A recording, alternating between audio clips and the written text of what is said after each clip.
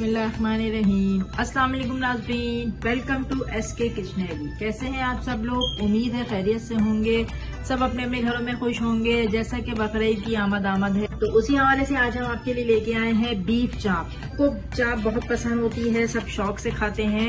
आज मैं झटपट सी आपके लिए बीफ चाप की रेसिपी लेके आई हूँ। ये 8 अदद मेरे पास चापे हैं, ठीक है जी।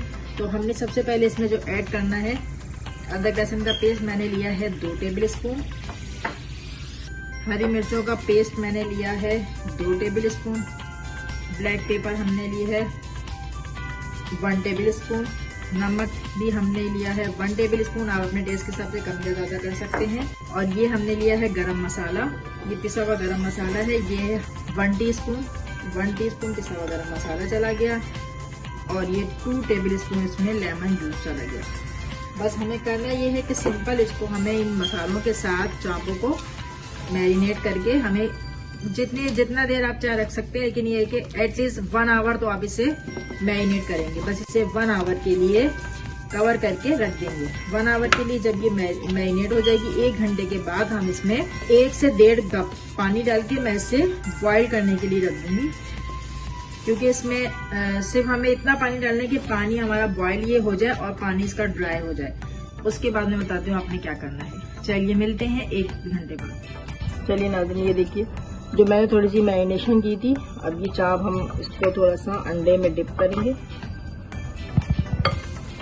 अंडे में डिप करके इसको आपने ब्रेड क्रम्ब में डिप करना है इस तरीके से।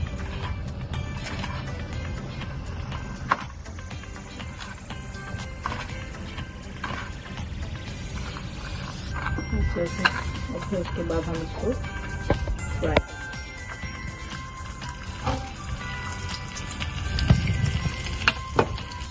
ये तो नाज़रीन, ये देखिए मैंने इसे 3 मिनट और टर्न किया तो इसका कलर देखिए कितना प्यारा सा कलर आया है, लाइट ब्राउन सा।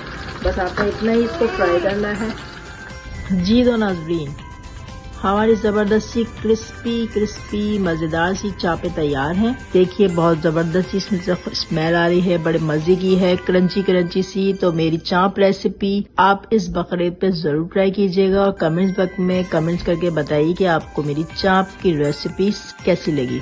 लाइक कीजिए, मेरे चैनल को सब्सक्राइब कीजिए और साथ में बेल आइकन को जरूर क्लिक करते जाइए ताकि मेरी हर नई आने वाली वीडियो का नोटिफिकेशन सबसे पहले आपको देखने को मिले।